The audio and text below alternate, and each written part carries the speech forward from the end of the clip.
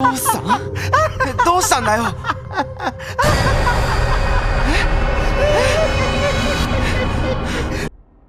寄ってらっしゃい、見てらっしゃい。闇芝居の時間だよ。Episode 1 judulnya Permainan Sapu Tangan. Ceritain tentang 4 anak muda yang mau uji nyali di rumah kosong. Yang cewek namanya Shizuka ini nih pas mau masuk rumah udah ngerasa gak enak dan pengen nunggu di luar aja. Tapi sama temennya ini dipaksa buat ngikut ke dalam. Nah, konon katanya dulu satu keluarga yang nempatin rumah ini tuh di suatu malam tiba-tiba ngilang. Nah, terusan masyarakat sekitar tuh mau ngerobohin tempat ini karena mereka anggap angker lah tempat ini tuh. Tapi anehnya para warga yang mau ngelakuin itu tuh pada hilang satu persatu. Mereka berempat pun naik ke lantai 2 di kamar yang dulunya jadi kamar anak. Dalam kamar itu tuh udah berantakan gitu lah. Udah tahu tempat angker kayak gini, mereka malah pesta minum di dalam situ. Shizuka ini sadar kalau tiba-tiba di belakang temennya yang namanya Takaaki tuh ada sapu tangan. Padahal tadi pas mereka masuk nih sapu tangan gak ada. Beberapa detik kemudian lilin yang mereka nyalain tiba-tiba mati. Cewek-cewek itu tuh pada panik. Jadi Shinji nyalain flash di HP-nya. Pas udah terang ternyata Takaaki itu udah ngilang. Nah loh, kemana coba orang itu? Shizuka ini ngerasa kalau ada yang gak beres. Tapi dua temannya ini ngeduga kalau Takaaki itu cuma ngeprank mereka. Kali ini Shizuka ngelihat kalau di belakang Kyoko ada sapu tangan. Tiba-tiba Shinji iseng matiin flash HP-nya. Shizuka auto nambah panik. Pas dihidupin lagi, lah kali ini Kyoko udah nggak ada di situ. Ngilang juga kayak Takaaki tadi. Shinji coba positive thinking. Dia ngiranya Kyoko itu tuh ikut ngeprank kayak Takaaki tadi. Tiba-tiba sekarang di belakang Shizuka ada sapu tangan itu. Karena dia sadar ada yang nggak beres sama tuh sapu tangan, dia pun ngelempar ke belakangnya Shinji. Dan beneran aja, HP Shinji tiba-tiba jatuh dan flashnya pun mati. Gelap dah tuh ruangan. Pas Shizuka hidupin, ternyata Shinji pun kali ini ngilang. Tiba-tiba aja ada yang bisikin ini ke Shizuka. Onesan ga oni. Jadi ini nih permainan hantu penunggu kamar. Kalau sapu tangan itu ada di belakang seseorang dan lampunya gelap atau gelap lah ruangannya itu, orang itu tuh bakalan ngilang dari dunia ini. Episode kedua judulnya Hari Kematian. Kali ini nyeritain tentang tradisi sebuah keluarga, di mana setiap tahunnya keluarga ini nih bakalan mengenang kematian ibu mereka. Nah, tapi di tahun ini nih beda, karena si anak kedua tuh udah nikah dan ngebawa istrinya yang namanya Sachiko buat ngikut tradisi ini. Si istri ini awalnya ngeduga ini nih kayak hari peringatan kematian biasa gitu. Tapi enggak cuy, pas lagi masak bareng adik iparnya, Sachiko ini kan basa-basi gitu. Katanya pengen deh ketemu ibu pas masih hidup. Lah si adik ipar ini jawab, katanya nanti tuh keinginan Mbak Sachiko bakalan kekabul. Angai kantan ni kanau kamo yo, sono negai. Auto bingung dong Sachiko sama omongan adik iparnya itu. Malamnya tradisi peringatan kematian ibu pun dimulai. Semuanya tuh kumpul di ruang keluarga. Dari luar kedengeran tuh kalau anjing-anjing mereka tuh pada berisik. Suaminya bilang kalau hal itu tuh udah biasa, setiap tahun kayak gitu. Karena di hari ini nih ibunya bakalan balik ke rumah di hari kematiannya ini. Suaminya bilang tenang aja, gak usah takut, gak bakal ada yang bisa lihat soalnya. Beberapa menit kemudian pintu tiba-tiba ngebuka. Semuanya udah paham, ini nih ibu mereka yang datang. Karena pas itu juga kecium wangi parfum yang biasanya dipakai sama ibunya di masa hidup. Kecuali Sachiko yang kelihatan kaget banget. Pas makhluk yang mereka anggap ibu ini duduk di kursi, semua pada ngucapin selamat datang. Tapi si Sachiko panik plus takut setengah mati. Karena ternyata dia tuh punya kemampuan buat ngelihat hantu. Kata Sachiko, itu tuh bukan ibu mereka yang datang. Karena beda jauh sama foto yang dulu pernah diliatin suaminya ke dia. Jadi selama 10 tahun sejak kematian ibu mereka tuh kena tipu. Karena nggak tahu itu tuh makhluk apaan. Dan selama ini nganggep itu tuh roh ibu mereka. 見えるのか。見えるから言ってんのよ。なんなのよこいつ。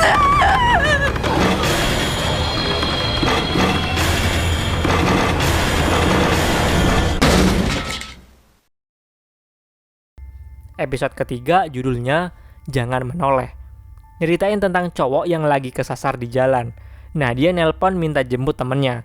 Tapi pas di tengah-tengah dia telepon itu, tiba-tiba nggak ada sinyal. Dia sampai di suatu gang. Sebelum masuk gang itu dia ngelihat papan jalan yang bunyinya, mulai dari sini jangan lihat ke belakang. Cowok ini nggak paham maksudnya apaan. Dia pun terus aja jalan. Nah, tiba-tiba di depannya tuh dia ngelihat ada cewek yang lagi nangis gitu. Pikir nih cowok, siapa coba itu? Malam-malam kayak gini malah nangis di tengah jalan.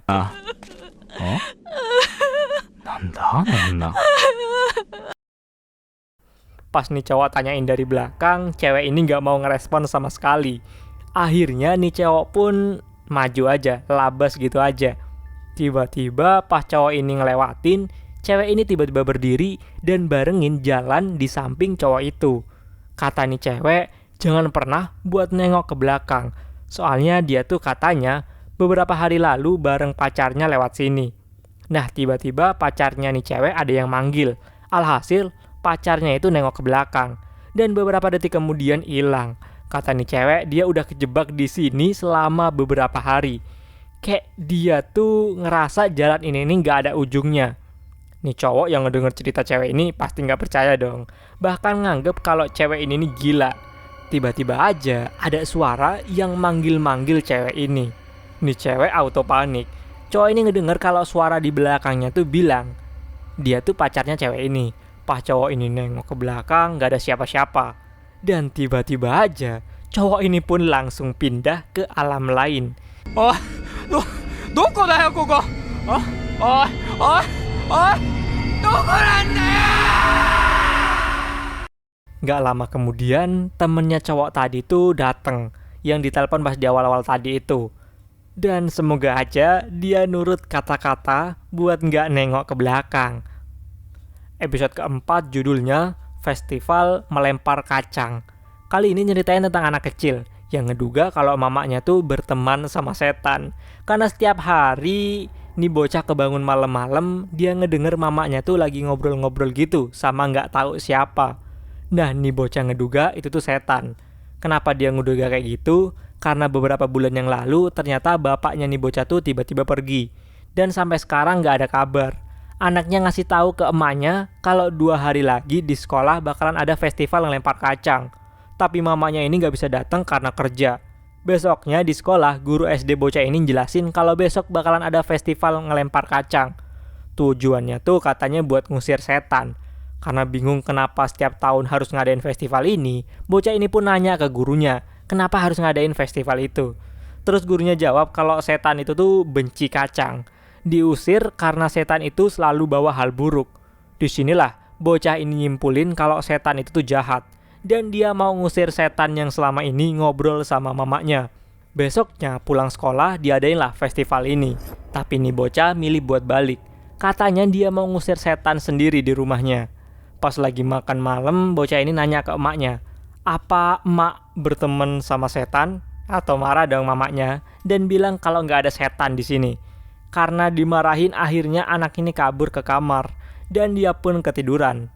Pas malamnya dia kebangun dan mau ngusir setan itu. Kedengeran tuh, emaknya ngomong kalau anaknya tuh sepertinya mulai paham. Cepat atau lambat bakalan tahu, gitu kata mamanya. Bocah ini bawa kacang dan ngebuka kamar mamanya, terus ngelempar ke yang dianggap setan itu.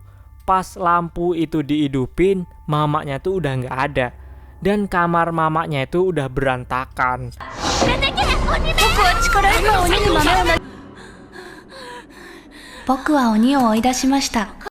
Dan episode ini ditutup sama bocah ini yang megang kepalanya dan bingung kayaknya ada sesuatu yang tumbuh di atas kepalanya.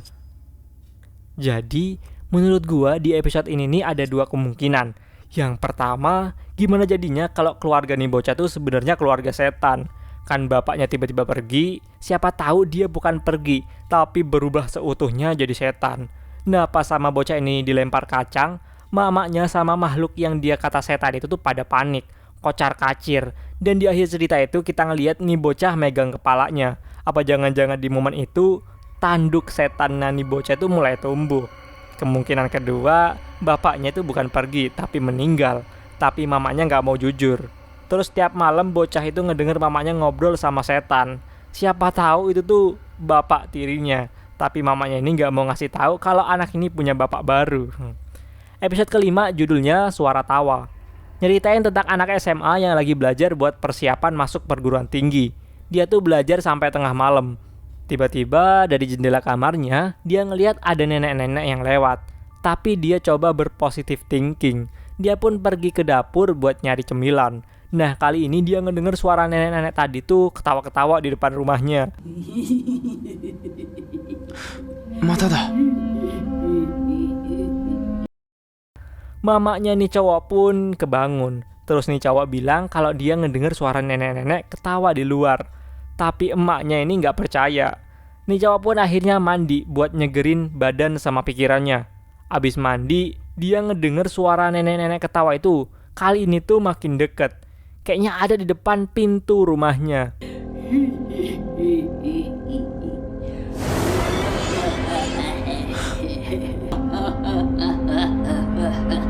Oi, kiten no kayo? Akhirnya emak bapaknya itu tuh keluar kamar. Bapaknya nih cowok pun ngecek lewat lubang pintu ada nggak nenek-nenek itu. Nah tiba-tiba malah bapaknya ini nih tiba-tiba ketawa-ketawa gitu. Kasama de.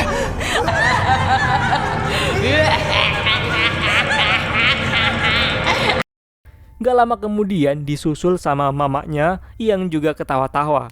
Cowok ini pun bingung, nih orang pada kenapa dah? Apa jangan-jangan nenek-nenek di luar tuh yang udah ngelakuin ini semua? Episode ke-6 judulnya Hasil Tangkapan. Kali ini nyeritain tentang bapak-bapak yang hobinya mancing. Balik mancing, dia bawa hasil pancingan itu. Pas istrinya mau lihat dapat ikan apaan hari itu, suaminya tuh ngelarang buat dibuka. Katanya itu tuh ikan yang menjijikan gitu. Nanti biar dia aja yang ngebersihin. Bahkan pas istrinya ini nanya, ikan apaan sih? Ini orang malah marah-marah. Jam 2 malam, si istri ini ngelihat kalau suaminya tiba-tiba bangun. Terus pergi ke dapur. Pelan-pelan dia ikutin suaminya. Ditambah dia penasaran juga sama bentukan dari ikan itu tuh kayak mana. Ngintiplah dia. Ngelihat suaminya ini lagi nganuin ikan. Dia kaget karena ngedenger kok ada suara kayak gitu dari ikannya.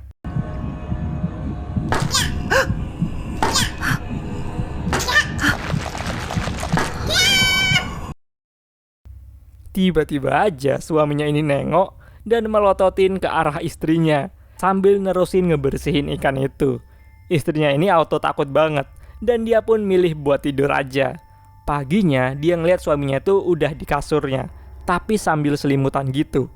Nih cewek pun ke dapur, tapi sisa-sisa ikan semalam tuh udah nggak ada. Gak lama kemudian dia ditelepon sama istri dari teman suaminya yang namanya Bu Sakakibara, yang kelihatan panik gitu. Bu Sakakibara bilang kalau suaminya jadi aneh gara-gara makan ikan yang ditangkap kemarin.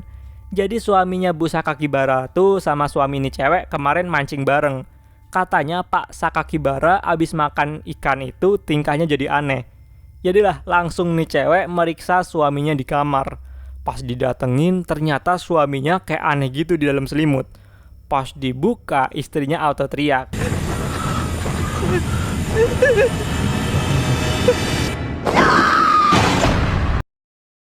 Dan cerita pun berakhir. Nah ini nih yang buat kesel.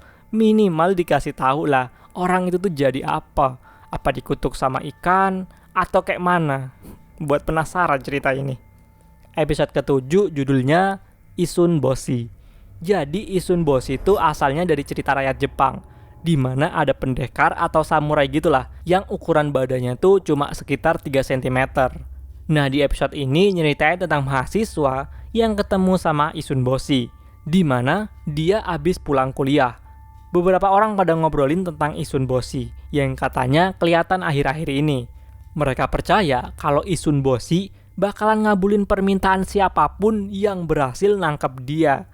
Nimi, MC di episode kali ini tuh diledekin sama temennya yang namanya Miyama. Temennya ini nih bilang Nimi suruh nangkep Isun Boshi biar bisa dapet cewek, karena katanya Nimi tuh jomblo abadi. Sebenarnya Nimi sama Miyama tuh dulu sahabatan deket, tapi semenjak Miyama ini malah pacaran sama crushnya atau gebetannya Nimi, si Nimi jadi kurang suka. Malahan si Miyama itu tuh makin hari makin sering ngeledekin Nimi. Makin kesel lah Nimi ngelihat dua orang ini tiap hari mesra-mesraan di depannya. Bahkan pernah sampai ngelihat pas balik kuliah, Miyama sama pacarnya ciuman di belakang gedung. Auto panas lah Nimi ngelihat itu. Nah tiba-tiba aja Nimi ngelihat ada Isun Boshi yang lewat. Langsung lah sama Nimi dikejar. Dan gak sengaja dia nginjek Isun Boshi itu. Besoknya gak tahu kenapa Nimi ini sakit perut.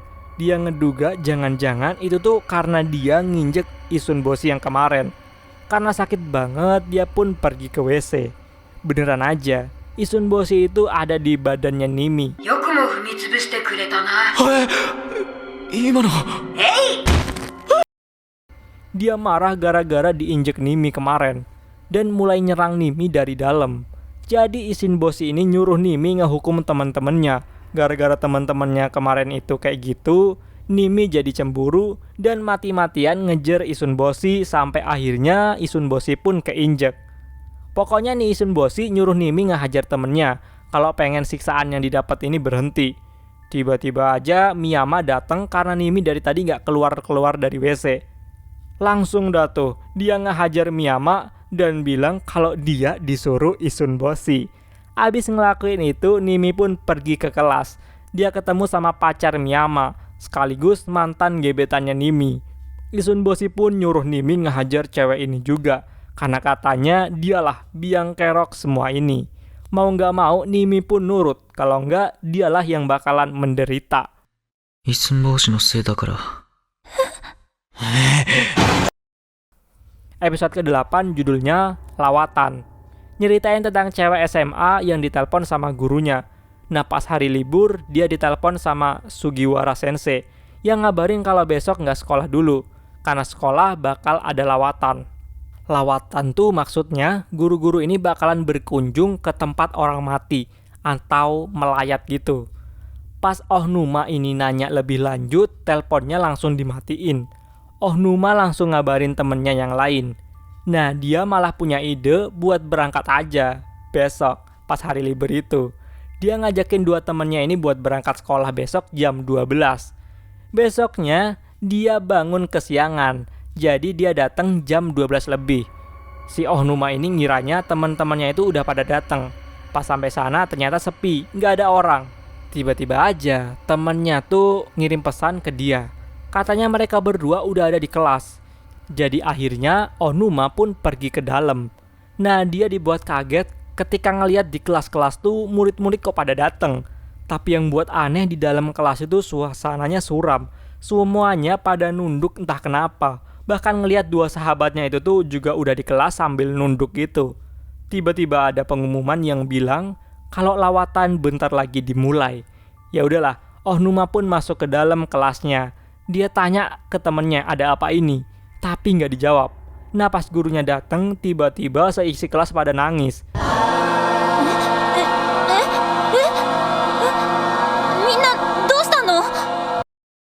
Dan di lorong kelas ada beberapa murid yang lagi narik peti mayat. Saking takutnya Ohnuma pun tutup mata. Pas dia buka mata, dia ngelihat seisi kelas tuh udah berdiri ngelilingin dia. Ohnuma yang penasaran pun ngebuka itu peti mayat. Walah ternyata di dalamnya tuh mayat dia sendiri. Dan pelan-pelan Ohnuma yang ini pun menghilang. Di luar kita bisa lihat kalau dua temennya tuh ternyata baru aja datang. Ternyata mereka tuh ya juga telat. Tapi mereka milih buat main aja. Jadi kayaknya gini, sekolah ini nih mungkin punya ritual khusus gitu. Atau kayak mana lah. Dan siapapun yang ngeyel pas libur ini malah datang, dia bakalan ngalamin hal tadi. Untungnya dua temannya tadi tuh nggak masuk ke sekolah. Kalau masuk, mungkin nasibnya bakalan sama kayak Ohnuma tadi. Cerita ke-9 judulnya Lubang Semut. Ceritain tentang karyawati yang punya tekanan kerjaan, yang namanya Saki. Nah Saki ini punya rekan kerja yang namanya Makiko. Yang mana si Makiko ini nih udah seminggu gak masuk kerja. Jadi orang itu tuh jadi bahan gosip orang-orang kantor karena Makiko nggak masuk. Mau nggak mau, Saki yang ngehandle kerjaannya sementara. Bahkan dia sampai rela-relain buat lembur ngerjainnya. Pas jam 11 malam, dia mutusin buat balik karena besok dia juga harus masuk kantor ini nih pagi. Besoknya pas jam istirahat, Saki mau pergi makan siang.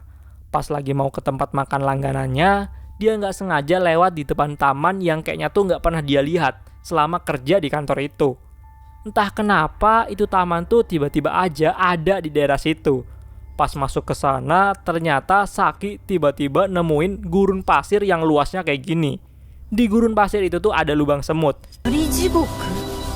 もういいじゃない。疲れたって何度も言ったよね。Di mana Saki nggak sengaja nginjek. Malah itu lubang kayak jadi pasir hisap gitu. Untungnya dia berhasil kabur dari tempat itu dan balik lagi ke kantor. Pas sampai kantor cuy, dia malah diomelin sama bosnya. Katanya kerjaannya tuh banyak yang salah. Saki mikir kan, kayaknya dia ngerjain tuh bener-bener aja. Kenapa bosnya malah nyalah-nyalahin dia? Dalam hatinya dia jengkel, pengen pergi aja, ninggalin kantor ini jauh-jauh. Dia pun balik dari kantor. Lagi-lagi dia lewat di taman itu. Dia jalan terus masuk ke dalam sana. Sampai nggak sadar dia udah ada di gurun pasir yang kemarin. Karena nggak fokus dia pun jatuh kesedot di pasir hisap raksasa. Ternyata di situ juga ada temen kantornya si Makiko yang udah kayak kurus kering gini. Dan dia pun bakalan kejebak di situ selamanya. Besoknya ada cowok pekerja kantoran juga yang lewat di depan taman itu. Kayak Saki kemarin, dia pun bingung kenapa di sini tiba-tiba ada taman. Pas dia masuk ke situ, dia pun langsung sampai ke gurun pasir. Dari jauh dia ngeliat banyak orang-orang kantoran yang ngantri buat masuk ke pasir isep.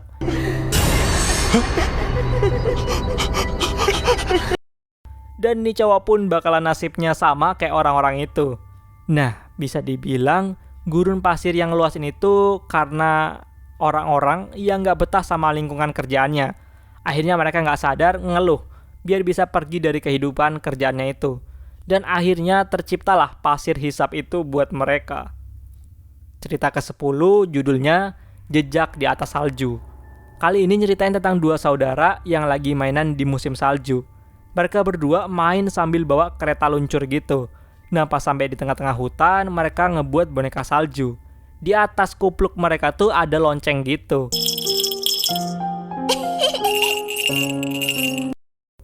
Boneka salju pun hampir jadi. Nah si kakak ini nyuruh adeknya buat nyari sesuatu buat dijadiin mata sama hidung dari boneka itu. Pas udah ketemu, tiba-tiba si kakak tuh udah ngilang gak ada di situ. Si adik pun ngikutin jejak kaki yang dia duga itu tuh punya abangnya. Makin dia masuk hutan, malah jejak kakinya tuh makin banyak. Sampai ada satu jejak kaki yang ukurannya tuh gede banget coy. Jadi adik ini nyoba bunyi loncengnya, siapa tahu abangnya ngerespon. Ternyata dari dalam hutan kayak ada suara bunyi lonceng gitu. Karena itulah si adik ini makin jalan ke dalam sana buat nemuin asal suara lonceng itu. Nah kali ini jejak kakinya tuh berhenti diganti jejak kereta luncur. Ditambah ada sarung tangan punya abangnya kegeletak di situ. Panik dong adiknya, takut abangnya ini kenapa-napa. Dia coba bunyiin loncengnya lagi. Masih ada respon dari dalam sana. Jadi adik ini pun lanjut jalan.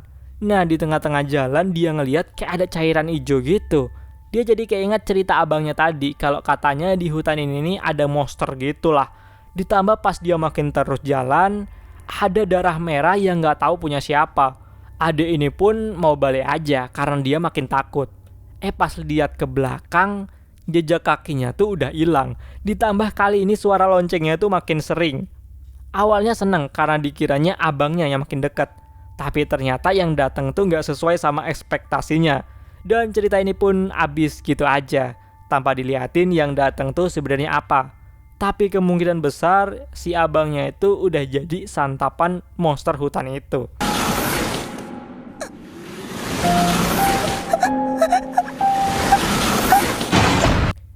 Cerita ke-11 judulnya Kutukan. Kali ini nyeritain tentang cowok SMA yang namanya Koichi, yang naik sepeda dan gak sengaja nabrak patung Jizo. Yang konon katanya si patung ini tuh jadi pelindung desa ini. Barang siapa yang nabrak bakalan dikutuk. Sampai rumah, Koichi masih kepikiran sama omongan temannya tadi. Dia pun nelpon temennya. Kata temennya, satu desa udah tahu kalau Koichi lah yang ngancurin patung itu. Tiba-tiba aja jendelanya tuh dilemparin sama batu kerikil gitu. Nah, pas Koichi lihat di bawah tuh ada cowok pakaiannya tuh serba hitam yang kayak ngawasin Koichi dari bawah. Koichi juga kayaknya ngedenger kalau orang itu tuh ngarepin Koichi buat dikutuk. Besoknya pas berangkat sekolah, setiap Koichi papasan sama orang-orang itu tuh kayak sinis mandang ke Koichi. Ditambah di jalan dia ketemu sama orang kemarin. Dia pun lari saking takutnya dan hampir aja ketabrak mobil. Pas deket sekolah dia ketemu sama dua sahabatnya. Dia bilang ke sahabatnya kalau orang-orang tuh pada ngeliatin terus ngetawain dia. Tapi dua sahabatnya ini nggak ngeliat orang-orang itu. Tiba-tiba dia ngedenger kalau temen-temennya ini bilang kalau mereka ngarepin Koichi kena kutukan. まだたたられてねえのかよ。つまんねえな。でもさ、光一になんかある瞬間が見られるかもよ。おお、それめっちゃ見たい。 Koichi pun sampai heran kenapa temennya jadi kayak gitu. Tapi yang sebenarnya tuh teman-temannya itu ya diem aja, nggak ada yang bilang apa-apa. Sampai akhirnya Koichi pun panik, dia pun lari ngelewatin orang-orang yang pada natap dia sambil komat-kamit minta Koichi dikutuk. Karena panik itulah, dia nggak lihat dan akhirnya kecelakaan jatuh dari tangga. Dia jatuh di sebelah patung Jizo yang dia tabrak kemarin. Episode ke-12 judulnya Telepon Kaleng. Kali ini ceritain tentang bapak yang udah punya anak. Nah, suatu ketika anaknya ini pas di sekolah buat telepon kaleng gitu. Jadi nih anak ngajakin bapaknya mainan bareng. Awal-awal mah kayak biasa aja. Tapi entah kenapa tiba-tiba nih bapak ngedenger suara lain selain suara anaknya.